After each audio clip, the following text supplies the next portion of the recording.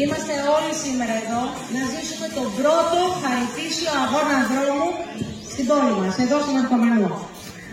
Λοιπόν, πάμε, ξεκινάμε με τα 10 χιλιόμετρα. 3, 2, 1. Καλώς τα παιδιά.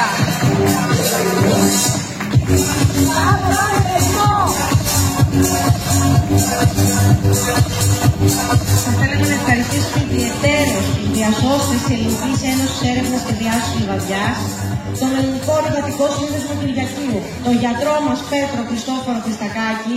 Θα πρέπει να αναφέρουμε τους χορηγούς μας και τους εθελοντές μας. Ξεκινάμε.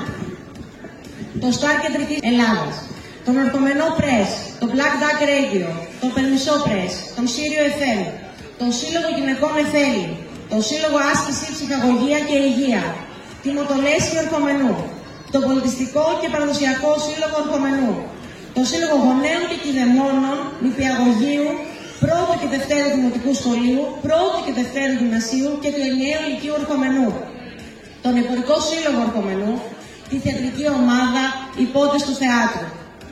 Λοιπόν, είμαστε έτοιμοι για τα 5 χιλιόμετρα. 3, 2, 1. Καλώς.